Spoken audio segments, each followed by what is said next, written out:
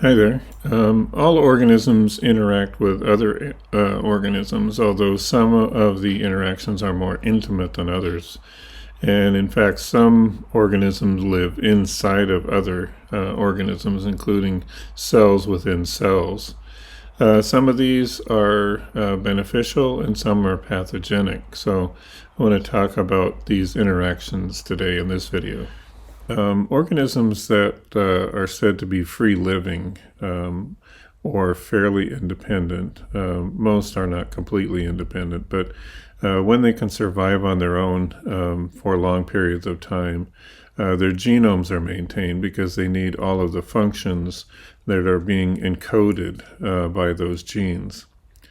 However, when you get a parasitic or commensal relationship, one of the organisms, at least one of the organisms, starts losing some of its genome because it's depending on products from the other organism for some of the things that they need to survive. By the time you get to a mutualistic relationship, both organisms tend to lose sequences, primarily because they're dependent on the other organisms for part of the things that they need to survive.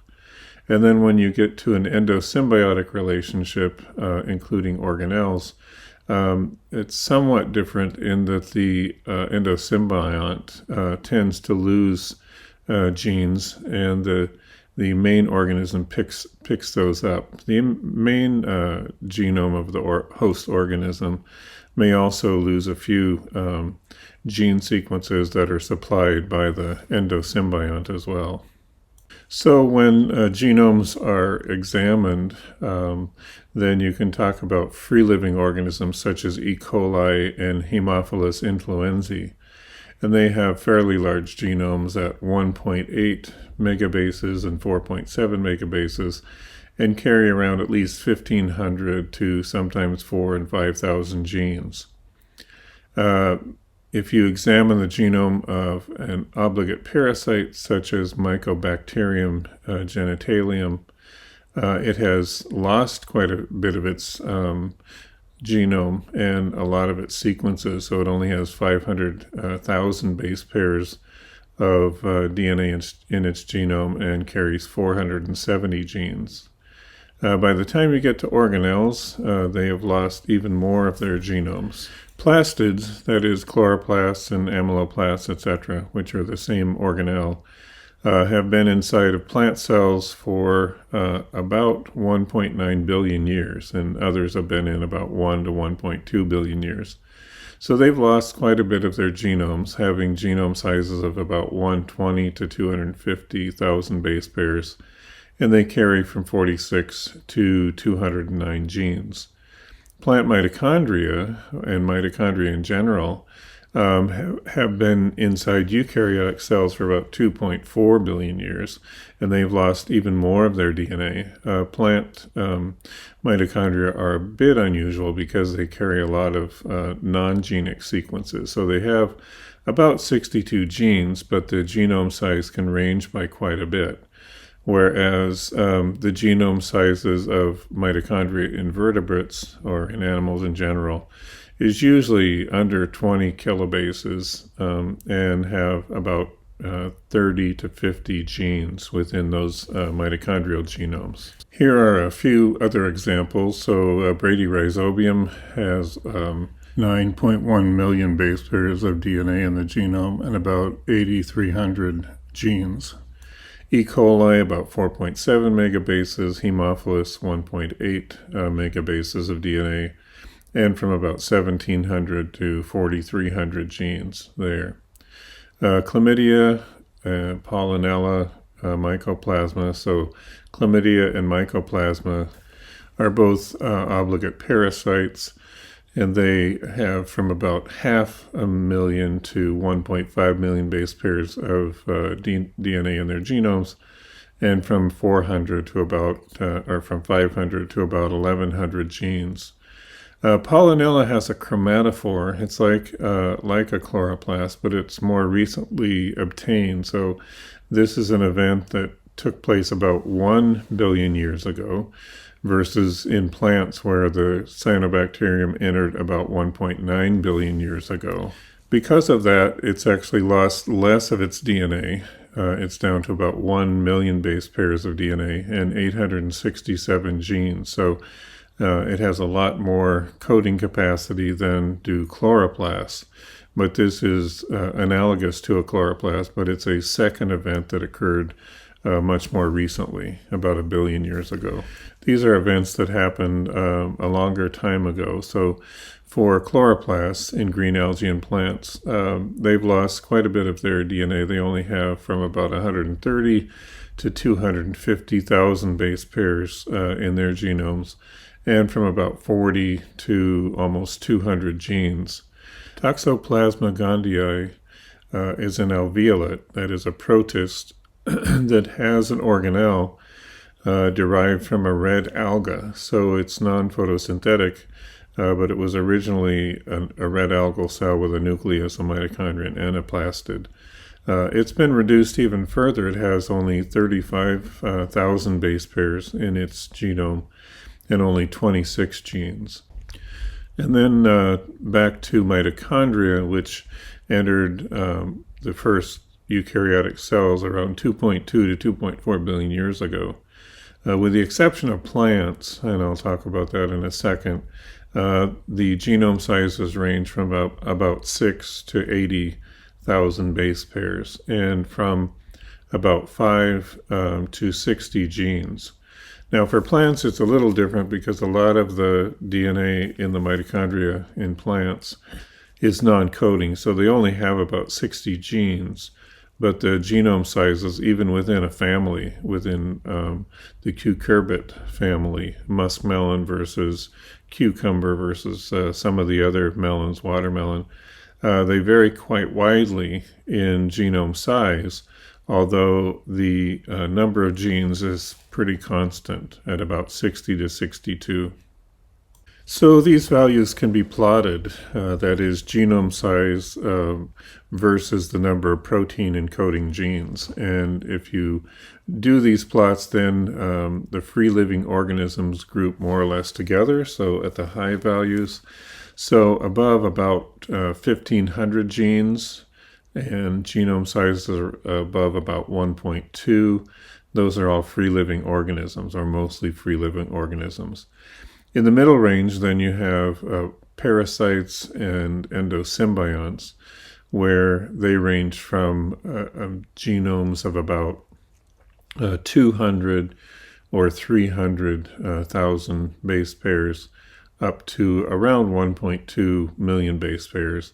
And then they have from 200 to perhaps close to 12 or 1,500 genes. Then you go down even further, and organelles have even less DNA and fewer protein encoding genes. So in general, when you have this evolution from free living to parasites to endosymbionts to organelles, the trend is for reduction in the genome size and reduction in the total number of protein encoding genes. These are some other organisms plotted, and again, you can see the same trend where larger genomes with larger numbers of protein encoding genes, those organisms are free living. Of course, they're interacting with other organisms as well, but they're more or less free living. And then in the middle range, you have parasites and endosymbionts, where you have below 1,000 genes usually, and below about 1.2 megabases of DNA. And then going down into the organelles, where the amount of DNA and the number of proteins keeps decreasing more and more. And in particular, you can see the plant mitochondrial DNA here and the plant mitochondrial DNA there. They both have the same number of genes, around 62. But the genome size varies widely. So even having a smaller genome or a smaller number of genes doesn't necessarily mean that the genome is all that small. Most of the extra DNA, however, is non-coding DNA. This is a diagram from the book showing all of the known and suspected endosymbiotic events. that have occurred that led to organelle development in the past several billion years of evolution.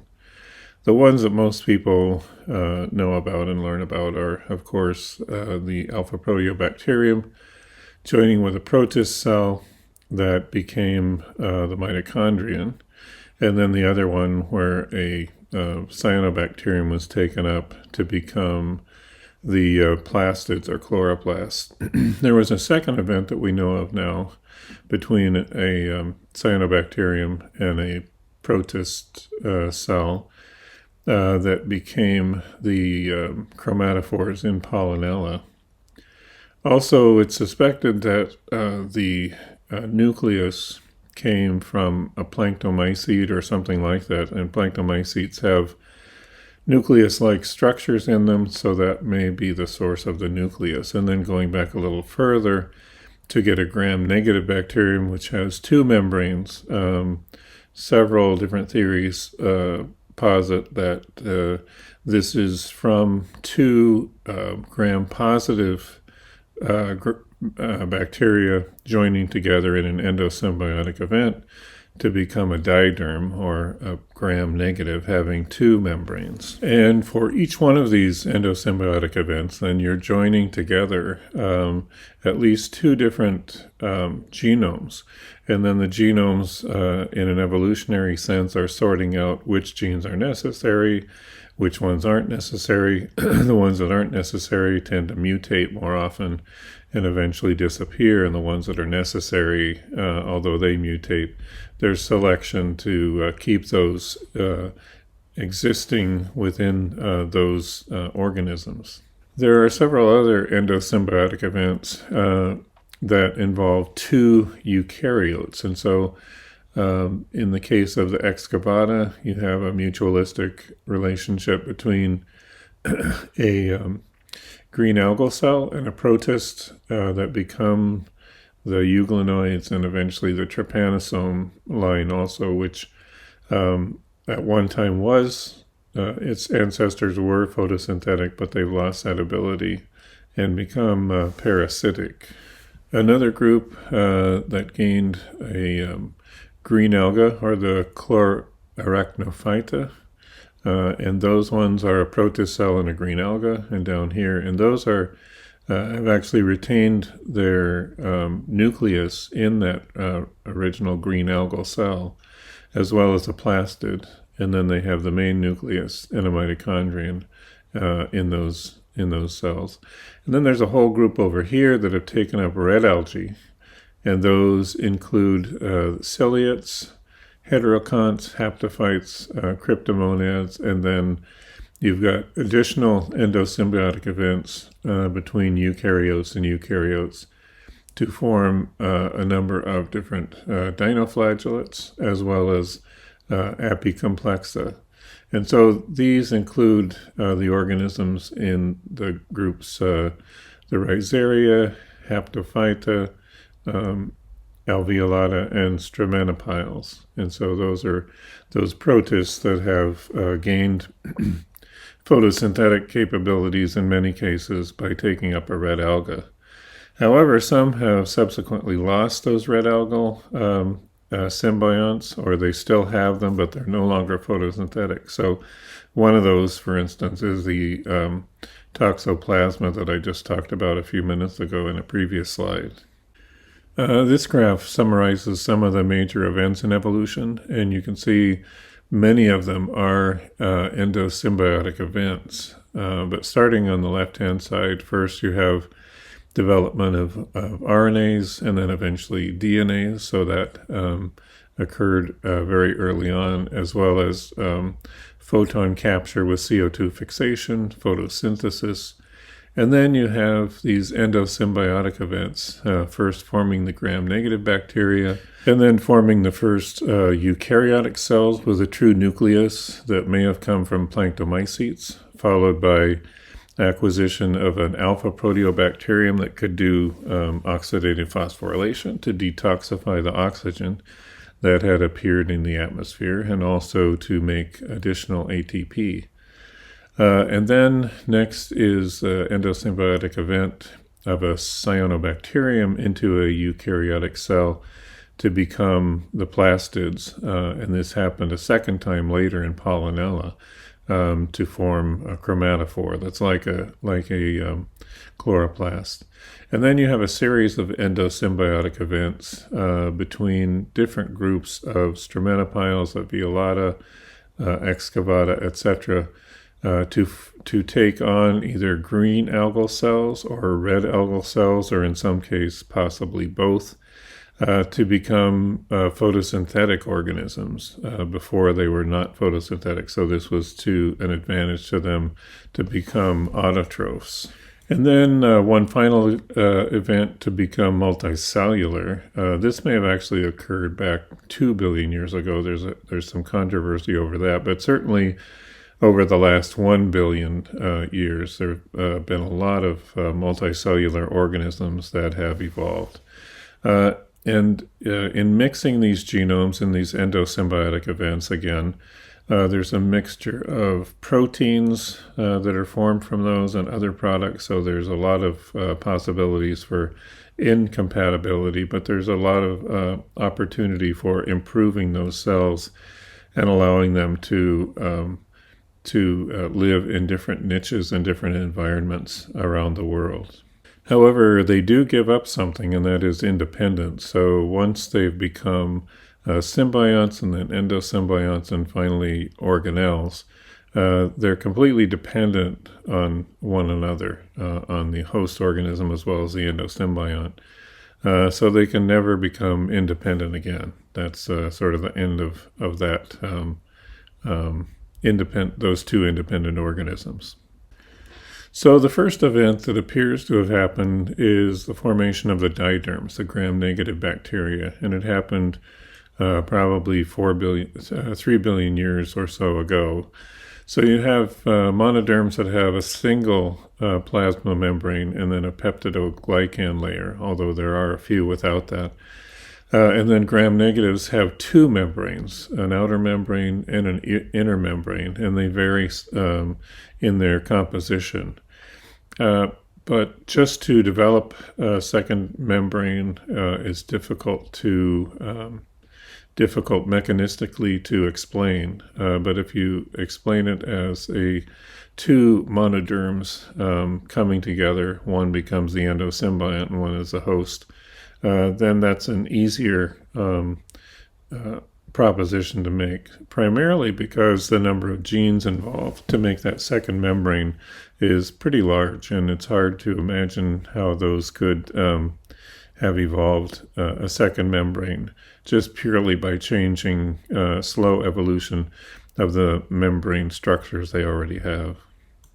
An analysis a few years ago, a phylogenetic analysis, was performed to look at what the two possible organisms were that produced these gram-negative bacteria. And by looking at certain genes and how the genes must have come together, and then statistically analyzing what the best possibilities were, they came out with an actinobacterium, which is a gram-positive bacterium, joining together with a Clostridia, which is in the Firmicutes, to produce the diderms. And then in that case, then the monoderms become monophyletic in a phylogenetic tree, and the diderms become monophyletic in a phylogenetic tree. So it looked moderately promising.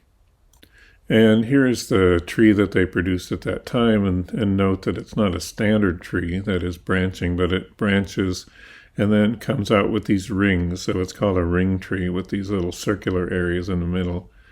So in this case, the paper proposed that an actinobacterium came together with a Clostridium to become these double membrane diderms, gram-negative bacteria. And that leads to all the gram-negative bacteria. And then you have other Firmicutes, bacilli, etc., and archaea branching off in a different direction. There was one problem with that is that the photosystems that are present in each one of these groups really was not consistent with this tree. So in their tree, they would have a group of the actinobacteria and a Firmicutes coming together to make the diderms. One of the problems that I've always seen with this is that cyanobacteria, which has both photosystem 1 and photosystem 2, always comes out closer to gram-positive monoderm bacteria, whereas all of the other diderms group together separate from cyanobacteria, and those groups have, some of them have either the type 1 reaction center, or they have the type 2 reaction center, or photosystem 1 or photosystem 2, but not both. So the question is, how did cyanobacteria wind up with both, while the others wound up with only one of the photosystems? And because of that one characteristic of the photosystems, then joining an actinobacterium together with a clostridium, which is from Firmicutes, that just doesn't make sense unless all of the photosystems evolved independently of one another, and that's hard to reconcile. So here's what I mean. If you look at cyanobacterium up there in green, that's a diderm, and that has reaction center 1 and reaction center 2, essentially photosystem 1 and photosystem 2. And then you have the monoderms there, actinobacteria, chloroflexi, and Firmicutes, and then you have all the other diderms. And the diderms are split between those that have only reaction center 1 here, and the ones that have reaction center 2, and those are split. So how can those be explained? Because photosystems take a lot of different genes, and so it's hard to reconcile that those came together many different times in those different sets of organisms. So I set about trying to reconcile these differences, and this is a phylogram that I produced based on what I think is now happening, or has happened in the past. So at the base, on the lower right, you have an ancestral reaction center. This diverged into reaction center 1 in the Firmicutes, and only in a few groups in the Firmicutes, and over into chloroflexi with reaction center 2. And then the actinobacteria lost all photosynthetic activity if they ever had any. You can have then an endosymbiotic event between a Firmicutes and a chloroflexi, and they bring together both photosystems, and that would produce the cyanobacteria. To get to the other groups, so now you have a diderm that's photosynthetic with both photosystems. To get to the other groups, then you have to hypothesize that one or the other photosystems, or in some case both photosystems, were lost. And this isn't difficult to do. Most of the time in evolution, it's more common to lose a function than to gain a function. And on this phylogram also, the 1, 2, 3, 4, 5, 6, 7, etc., those stand for sequential deletions or additions to particular genes that have been measured by other people. So those have been placed on the phylogram. And also nitrogen fixation capabilities have been put on the phylogram. So those are all then consistent with this phylogram, which is, I guess, looks kind of messy or complex, but that's maybe what has happened. There are two other groups that don't fit into this puzzle, and they have always been a problem. So the DTF group, which is the Deinococcus thermus fusobacterium group, and then the negativacutes, which are and a sister group to them, which have been placed into the Firmicutes, but they also are diderms, and they look like they don't really fit into the Firmicutes. And so these have been put into a different category over there, where I've proposed two other endosymbiotic events that produce those, and then you have a tree that is finally parsimonious with regard to the number of membranes, the nitrogen fixation pathways, as well, and genes, as well as the photosynthetic apparatus pathways and genes. So on a few of the slides I showed just a few minutes ago, where I proposed, and other people have proposed, that diderms were formed by an endosymbiotic event between two monoderms. I think that has to be pluralized. That is, there were multiple endosymbiotic events that formed the diderms, not just a single event. This diagram is one that I produced to follow the photosynthetic apparatuses around in these different clades of that phylogram. So you start with an ancestral reaction center on the left, which is based on a sulfur, iron-sulfur center. That then gets duplicated and then elaborated a little more to become the Heliobacteriaceae in the Firmicutes, and that has reaction center 1. Also, you get some mutations occurring, so now there's a pheophyton reaction center without an iron-sulfur group. And that then duplicates and becomes the reaction center 2 that's found in chloroflexi. And also, you get loss of the reaction center in the actinobacteria up at the top. So the major groups appear to have been formed from a single endosymbiotic event between a member of the chloroflexi group and a member of the Heliobacteriaceae within the Firmicutes. And so now you have both photosystems present, and if you go straight over, this becomes then the cyanobacteria type. The cyanobacteria originally were anoxygenic, but they picked up a manganese center that allowed them to get more energy out of this system and more electrons by splitting water into oxygen electrons and hydrogen ions, protons. To lead to the other major groups within the diderms, then the first thing that happens is you get a loss of both centers, and this leads into the Eleusimicrobia and PVC groups, where they have no photosynthetic members. If only the reaction center 1 is lost, then that leads to the Gematomonodetes. When only a reaction center 2 is lost, that leads to Chlorobi and Acidobacteria. And then going around this line, a loss of reaction center 1 in that group, a final loss in the delta and epsilon proteobacteria, a loss of reaction center 2, so those have no photosynthetic members. And then going down the line, just with the loss of the reaction center 1, are the main groups of the proteobacteria, the alpha, beta, and gamma proteobacteria, which contain reaction center 2.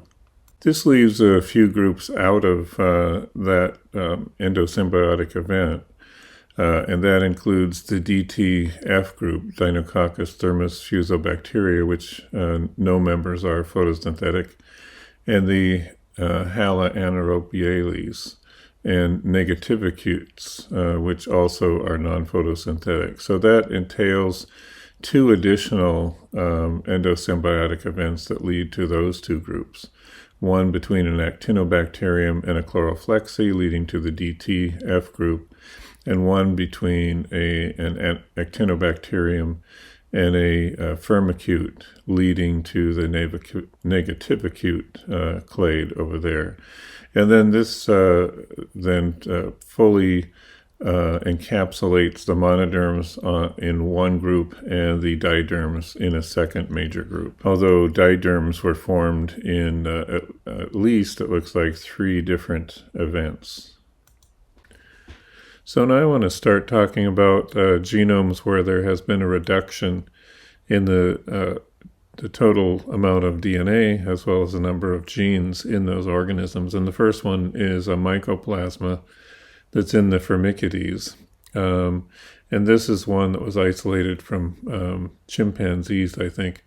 Genome size is about 580,000 base pairs, 484 genes, 1 ribosomal RNA, and 33 tRNA. So just from the RNAs and the number of genes, you could probably look at this and decide that this is a parasite of some sort. So it's an obligate symbiont of primates. Species of mycoplasma live on different parts of the body, and probably some are living on you right now. And it has genes for DNA replication, transcription, translation, DNA repair, and cellular transport. But it has very much reduced metabolic capabilities.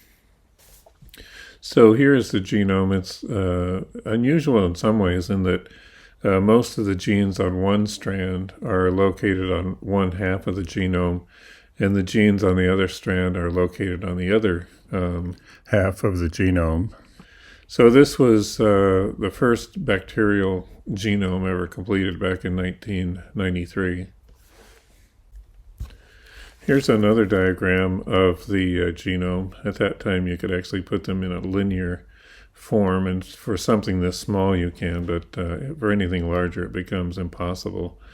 So there are 484 protein coding genes, 518 in total, counting the tRNAs and the ribosomal RNAs.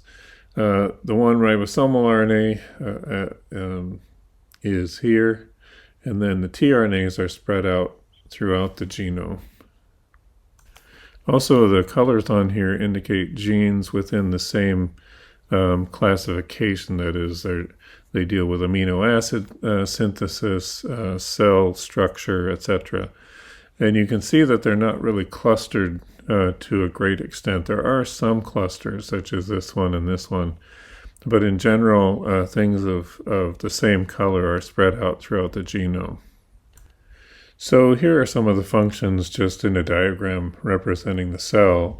It does have a glycolysis pathway. It also has some nucleotide biosynthesis and some phospholipid biosynthesis. So it can make its DNA. It can do a certain amount of sugar metabolism, and it can make its membrane. But it does have a lot of transporters. So a lot of the transporters are transporting amino acids and other chemicals that it needs inside. And then it has a way to make ATP as well, as an ATP synthase. So rudimentary, but it gets along just fine by living off of the things that it can obtain from its host. So this is a comparison of the Mycoplasma genitalium genome compared to Haemophilus influenza, which has a small genome, but it's a free-living bacterium. So you can see as far as amino acid biosynthesis, it only has one gene for that. Otherwise, it can't make any other amino acid. It relies on the host for that. Cell envelope is rudimentary. Energy metabolism is rudimentary. And all of them essentially are rudimentary functions in each. And in fact, they have about 35% of the gene capacity that Haemophilus influenza has. So they've lost roughly 65% of their genome through becoming dependent on their host. So here's a pie chart of the gene categories that it contains. So it still maintains some genes for creating a cell envelope, that is the cell membrane and some of the proteins for integration into the membrane. Energy metabolism is rudimentary. It has genes for DNA metabolism, repair, and recombination, as well as translation and transcription, although all of those are somewhat smaller than what you would expect from a free-living organism. They also have about 10% of their genome in transport and binding, and those are those transmembrane proteins, transporters that are bringing things into and taking things out of the cell. So a pretty rudimentary genome in this case. The next bacterium I want to talk about is Buchnera aphidicola. It's a gamma proteobacterium that lives in aphids, hence the name.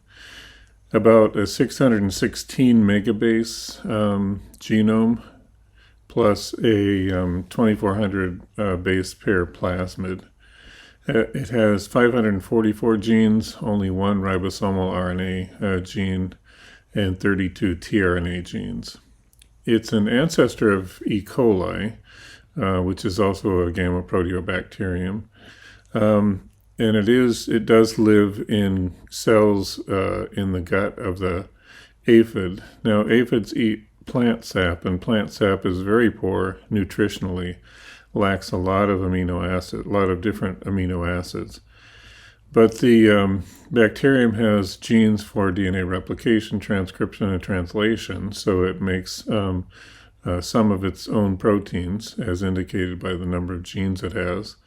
It has a rudimentary metabolic network, but it's lost most of the protein transport functions.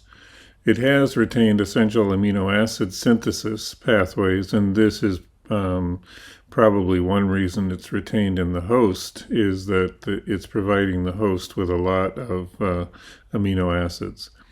DNA recombination genes have been lost, as well as other DNA repair functions, so it does have a relatively high mutation rate.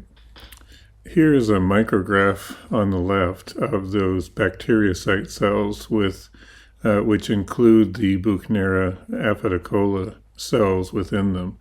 And those, again, are producing a lot of the amino acids for the aphid. There's the aphid feeding on a stem. The stem contains mainly some sugars, mainly water actually, some sugars, and just only a few different amino acids and cofactors. So if you or the aphid were to just try and survive on sap alone, you would eventually die of malnutrition.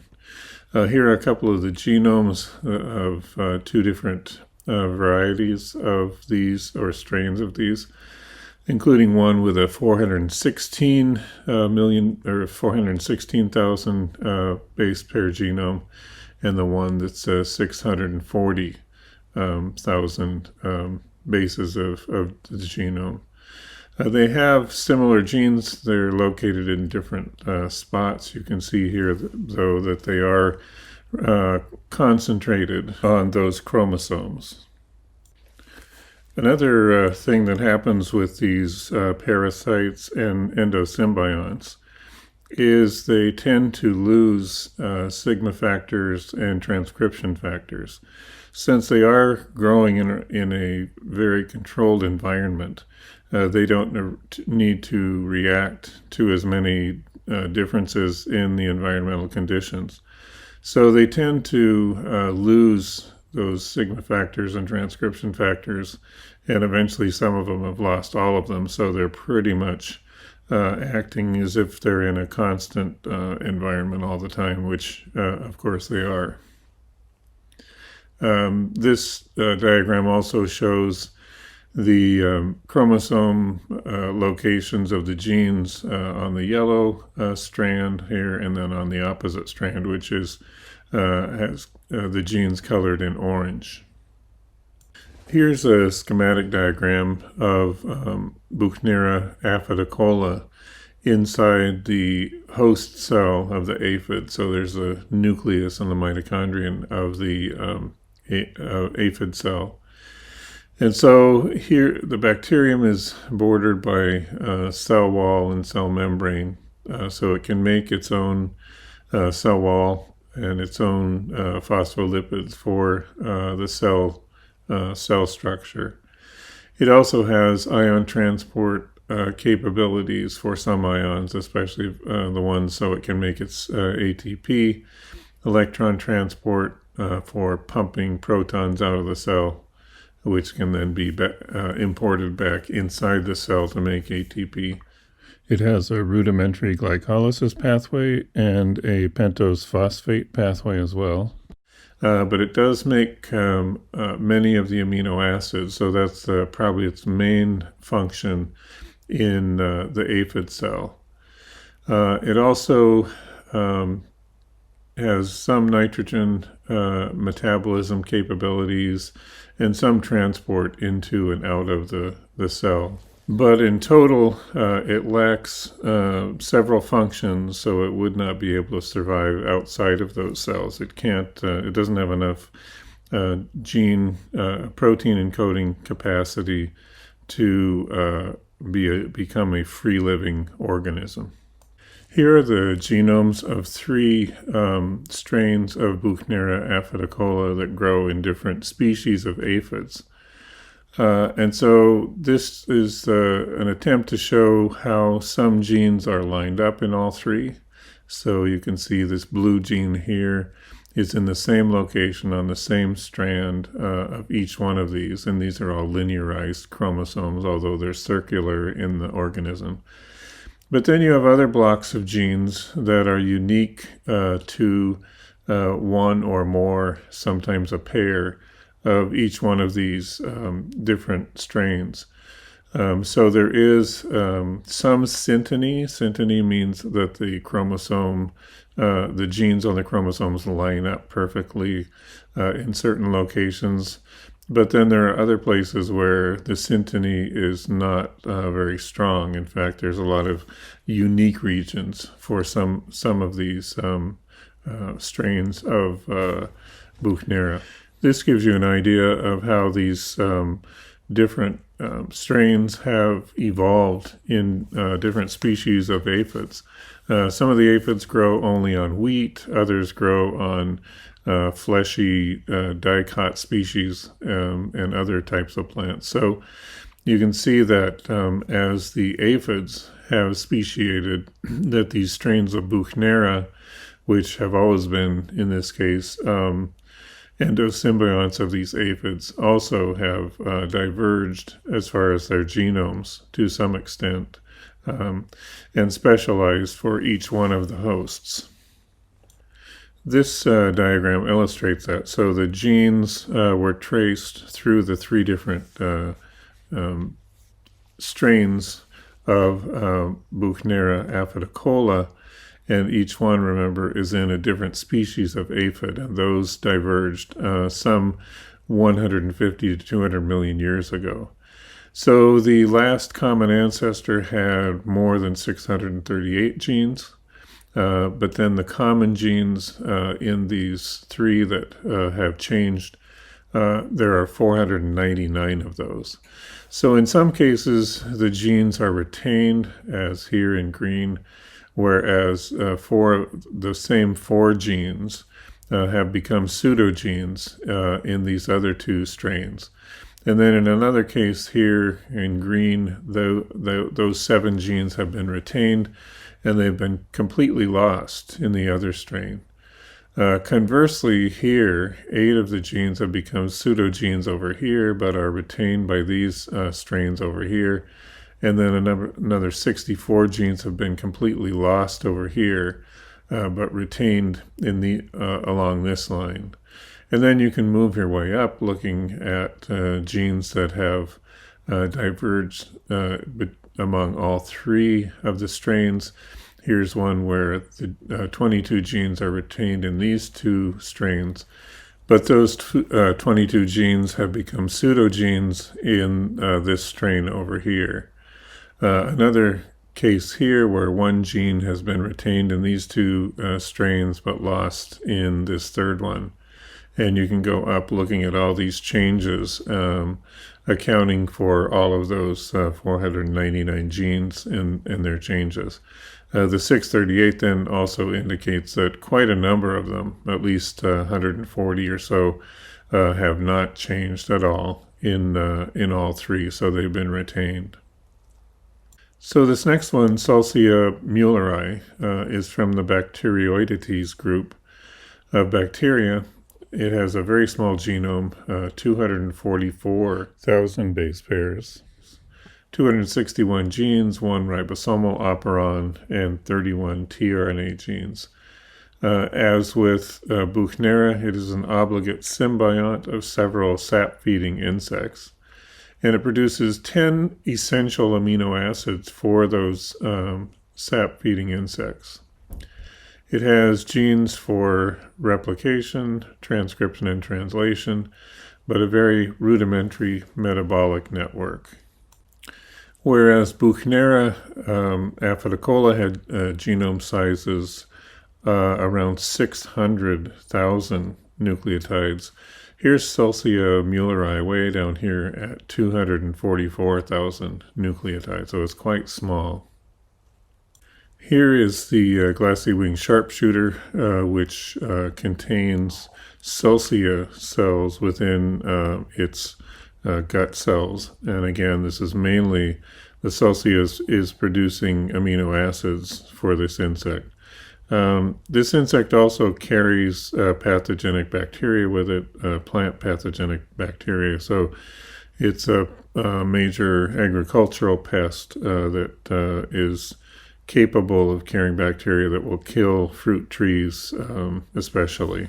As with Buchnera, the genome of Solsia varies according to which species of sharpshooter the Solsia is inhabiting, and so it can range in the 200 from about 240 to up to around 280 or so kilobases for the genome size. Here's the genome of Solsia muelleri.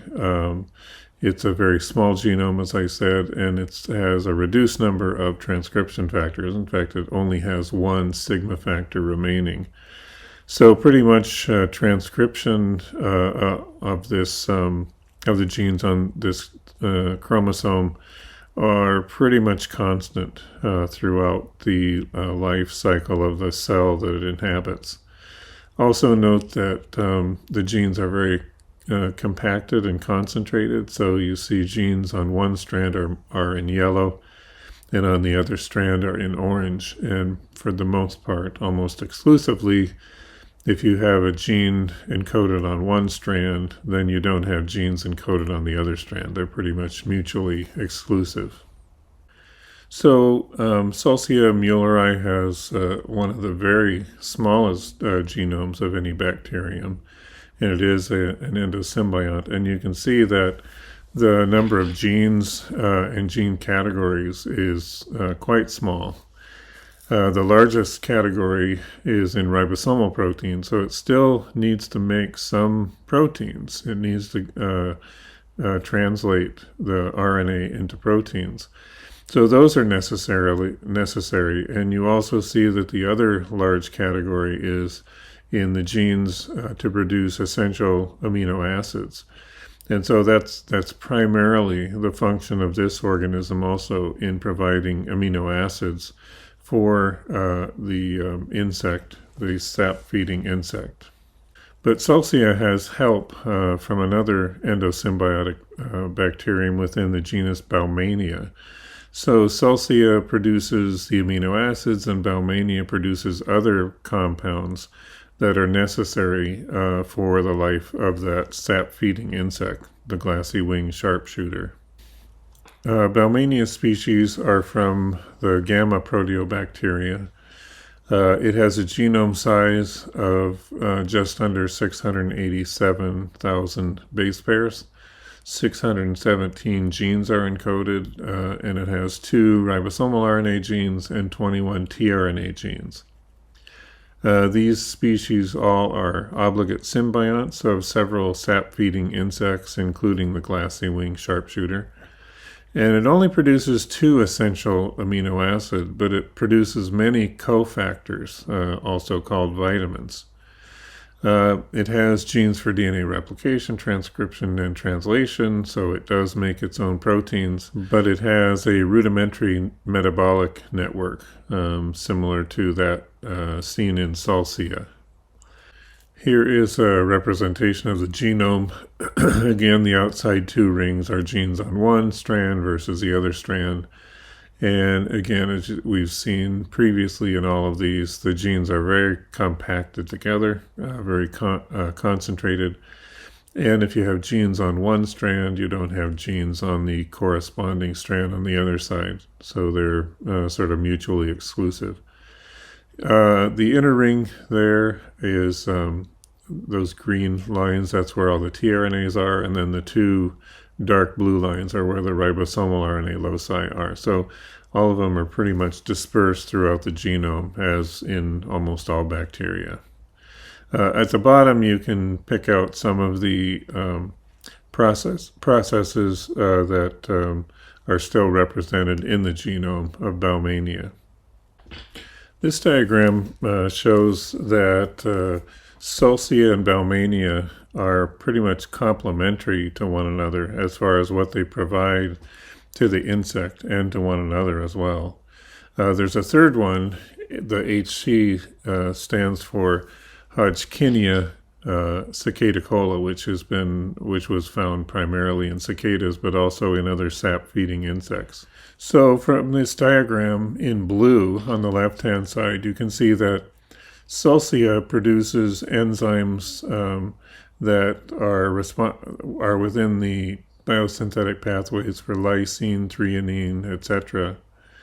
And for the most part, the amino acids produced by Solcia are not produced by Baumannii and vice versa, so they complement one another. The same can be seen with Solcia and Hodgkinia in cicadas, where they complement each other as far as the amino acids they're capable of producing. On the other hand, Baumannii is capable of producing a large number of cofactors and vitamins necessary in certain functions of the insect, whereas Solcia produces none of those. If you look at Solcia versus Hodgkinia, there's a more limited number of vitamins and cofactors that can be formed by Hodgkinia, but it has worked in the cicadas, so that you can see a little bit of the evolutionary pathways of each of these as they diverged and joined up with different endosymbiotic bacteria in those insect cells. This is a diagrammatic representation of what's going on in the glassy wing sharpshooter cells. So the glassy wing sharpshooter is eating xylem sap, which contains a few amino acids, organic acids, and sugars. The amino acids are primarily aspartate, asparagine, glutamate, glutamine, malate, and then the sugar is glucose. But Solcia produces a large number of amino acids that aren't supplied in the xylem sap, and so it's essentially feeding the glassy wing sharpshooter cells with those amino acids. It also produces a few cofactors, but not many. Those are primarily supplied by the Baumannii cells. So biotin, heme, riboflavin, etc. are produced by Baumannii, and those are fed to the glassy wing sharpshooter cells. So Baumannii also produces some other necessary compounds up here at the top. So altogether, having all three cells, the glassy wing sharpshooter cell plus the Solcia cell endosymbiont and the Baumannii cell endosymbiont, they produce a system that is nutritionally complete so that those glassy wing sharpshooters can survive just living off of the plant sap. So the last species I want to talk about is Carcinella rudii. It has the smallest known genome of any bacterial endosymbiont or any bacterium at all. And it really verges on being instead an organelle rather than just a bacterial endosymbiont. The Carcinella cells live within the cells of these psyllids, and these are also sap-feeding insects, which also carry some pathogenic plant diseases. So their genome, again, is much smaller than any other bacterial genome, and they do end up producing necessary compounds for the psyllid so that they can actually survive on that nutritionally poor sap. Here is the information on Carcinella rudii. It is a gamma proteobacterium, a genome size of about 160,000 nucleotides, which is about like a sum of the bacteriophages. 182 genes with 3 ribosomal RNA genes and 28 tRNA genes. And again, it's the smallest known bacterial genome and is, sort of overlaps with organelles. It's an obligate parasite of sap-feeding psyllids. It is not known how this organism contributes to the survival of the host, but probably some of it has to do with feeding the host amino acids, at least some. Has a high coating density, one of the highest, with a very low GC content. In a previous presentation, I showed a graph where as the genomes of these symbionts and eventually organelles become smaller and smaller, the GC content goes down from a free-living organism having around a 50% GC down to a much, much lower GC content. The genes are shorter than for other organisms, so not only is the genome shrunk, but some of the genes are shorter as well. It has a rudimentary set of genes for replication, transcription, and translation.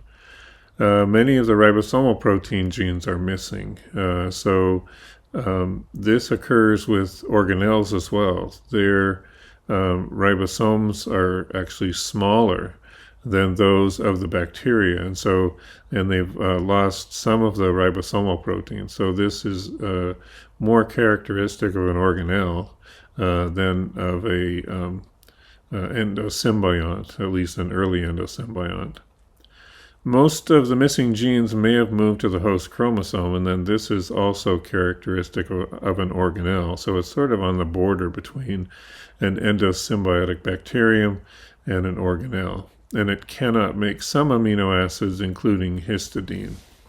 Here is a pie chart for the gene categories for Carcinella rudii.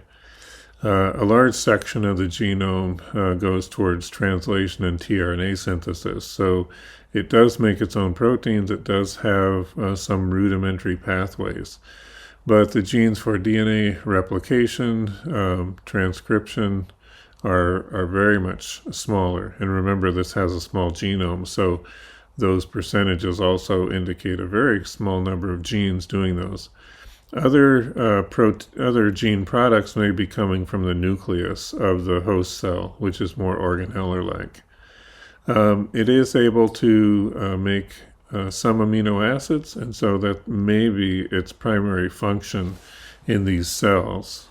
And then a very rudimentary set of genes for energy metabolism, probably at a bare minimum just to keep that organelle or organism, whichever you want to call it, surviving within those cells of the psyllids.